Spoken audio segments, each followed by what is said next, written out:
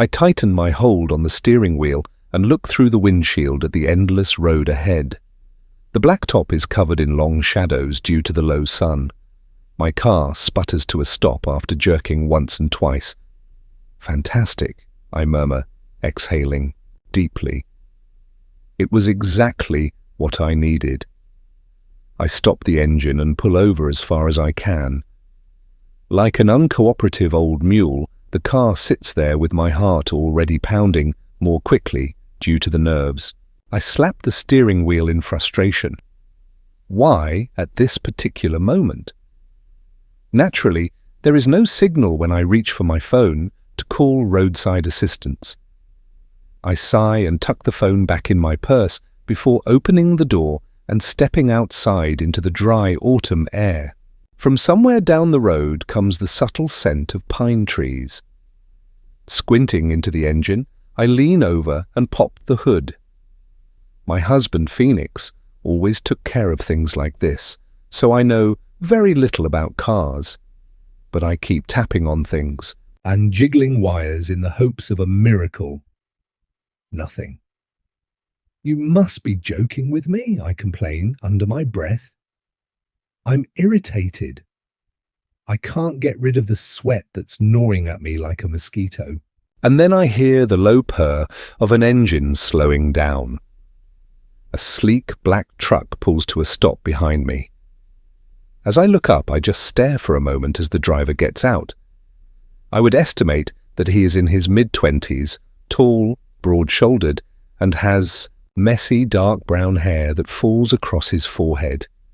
His t-shirt fits his arms and chest just too snugly, and a slight stubble dusts his jawline, suggesting the kind of strength that comes only from manual labor.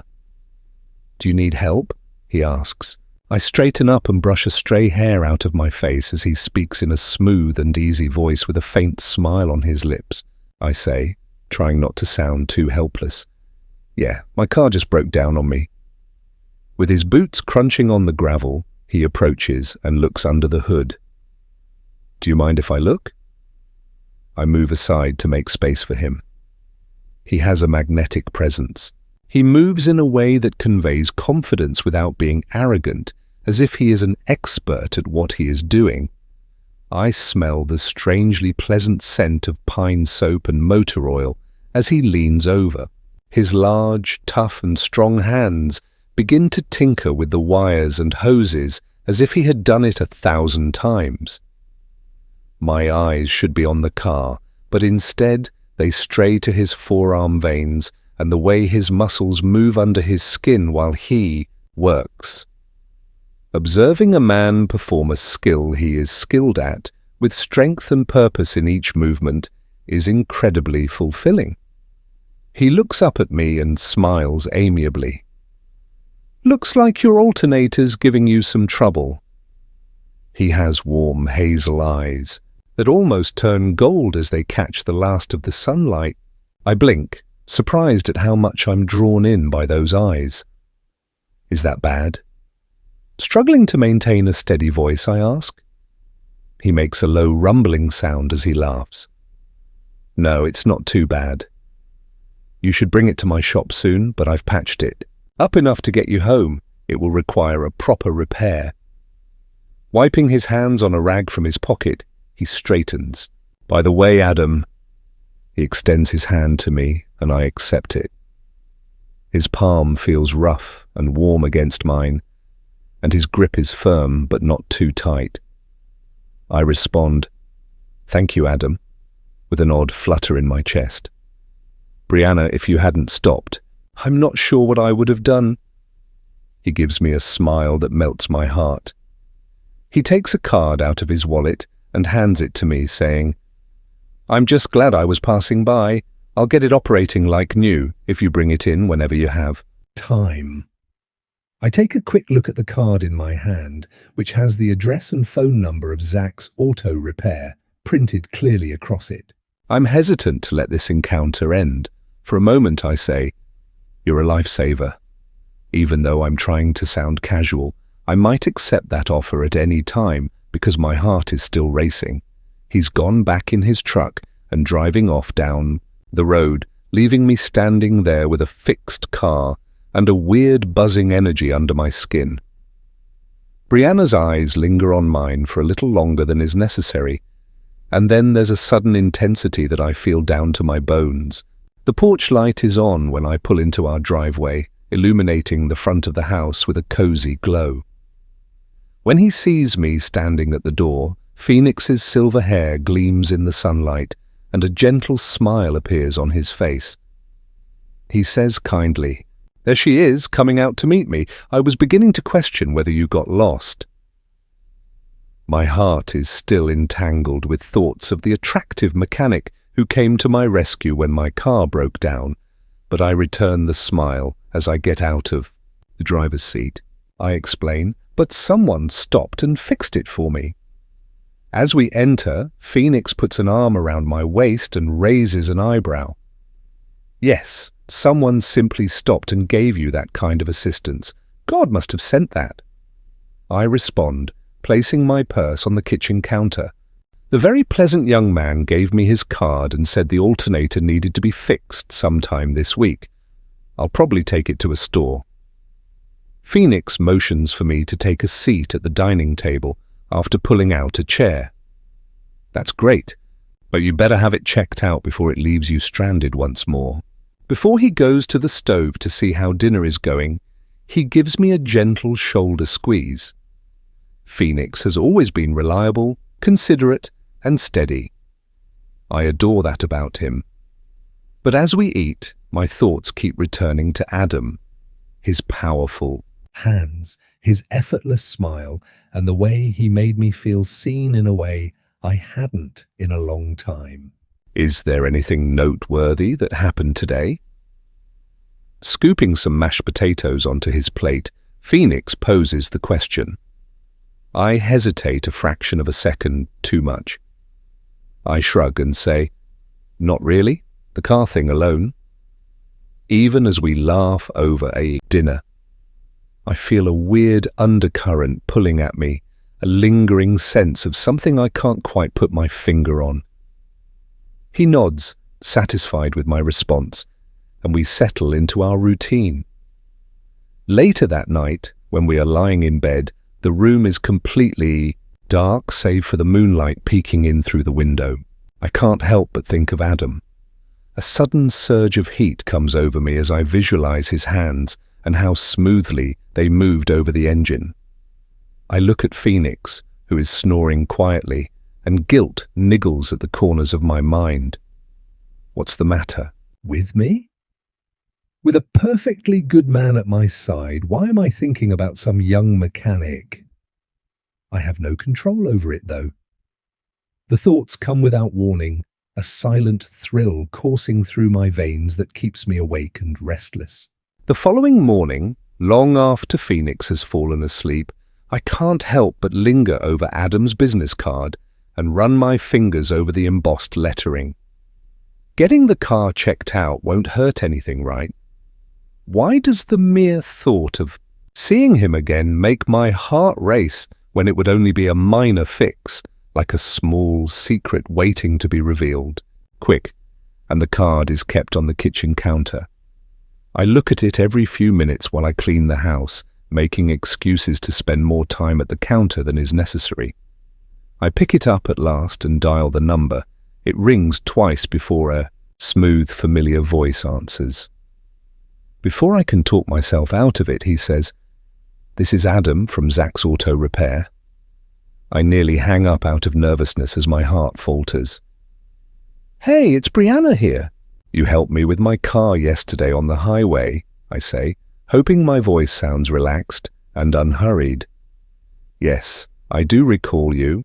He has a kind and amiable voice. "How is the vehicle doing?" I laugh a little and respond, "It's running, but you said I should bring it in. I was just curious what time would be best."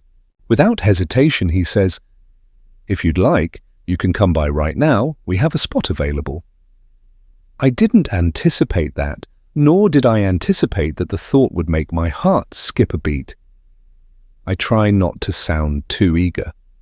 "Perfect, right? Now," I say. "Fantastic. I'll see you shortly. Perhaps it's just my imagination, but Brianna's voice lingers in my ear for a moment longer than is necessary. The trip to the workshop goes smoothly, but every mile makes my stomach turn. As a mature, middle-aged woman, I feel ridiculous. I can't help but act like a teenager who has a crush on him. The thought of seeing him again is so enticing. I immediately recognize him as soon as I pull into the lot. His t-shirt is still, tight as it was the day before, and he is standing by a lift, wiping his hands on a rag. There are several other guys present, and each one is more attractive than the last. As I get out of the car, he smiles and says, "Hey there, she is. I'm glad you can attend." I say, I wouldn't miss it, and I want to slap myself for sounding so flirtatious. Adam appears to be oblivious, or if he does it with ease. He opens the hood and starts working, saying, "Let's see what we got here." I watch him from a distance, trying not to show how much I like seeing him lean over the engine, those powerful arms flexing with each step. He works as if he were born to do this, with ease and accuracy. A few minutes later, he stands up straight and uses his rag to wipe his hands. He looks directly at me and says, "It's going to take a bit more than I thought. Most likely a day to sort everything out." I say, "That's okay, no rush." Maybe a bit too fast. He gestures for me to follow him into his office and says, "Come on, I'll show you what needs fixing." The office is small but tidy, with a few chairs against the wall and a desk piled high with papers. He picks up a notepad and begins writing down the list of repairs, occasionally looking up at me while we converse. "What do you do then, Brianna?" he asks in a light-hearted manner. "Not much these days," I admit, and he laughs a little. "I am somewhat retired." He appears impressed. I lean slightly on the desk and respond, "That must be nice. Lots of free time." "Too much sometimes?" He smiles at me, sympathetically, but there's a glint of uncertainty in his eyes, as if he's not sure where this conversation is going. And to be honest, neither am I. "It gets lonely with those hands of yours," I say. "I bet you keep busy, though." My voice dipping into a lower register. "You must be very skilled with them because you spend your days fixing things." I'm aware of how suggestive the words sound as soon as I say them. Adam stops writing in the middle, his brow furrowing slightly, as though he's trying to process what I just said. He chuckles to himself as he says, "Oh yeah, I suppose you could." "Say that?" I continue, encouraged by his slight uneasiness. "Don't you think that a man with good hand skills has a certain quality?" I smile as I tilt my head and watch him. His expression is a mix of confusion and amusement as he looks up at me. "I suppose so." Like static before a storm, the tension between us grows stronger. I know I shouldn't be flirting with him like this, but it's exciting in a way I haven't experienced in years. "Anyway, I'll start working on the repairs, right?"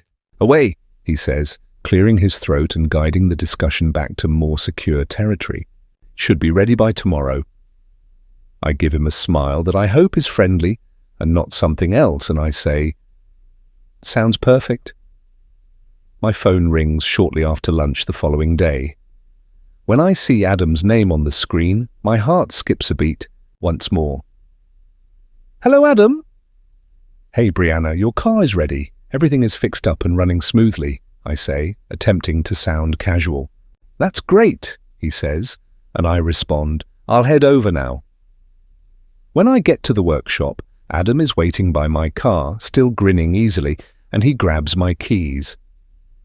"Here she is in perfect condition." With a wink, he says, "I knocked a bit off the price since you were stranded when I found you." He takes me through everything he fixed, explaining it in terms I hardly understand, but can follow anyhow. Think of it as a rescue price. I look at the bill, and I'm astonished at how affordable it is. "Adam, that's really kind of you, thank you." He shrugs and says, "Just doing my job." But I'm not going to let him get away with it. I tenderly thank him for going above and beyond by taking a $50 from my wallet and slipping it into his hand. For you. He looks at the money with a furrowed brow, obviously surprised. You are not required to. I'd like to, I interrupted him, leaving my hand on his for a fraction of a second longer than was necessary. Adam smiles sheepishly at me and puts the tip in his pocket. Thank you, Brianna.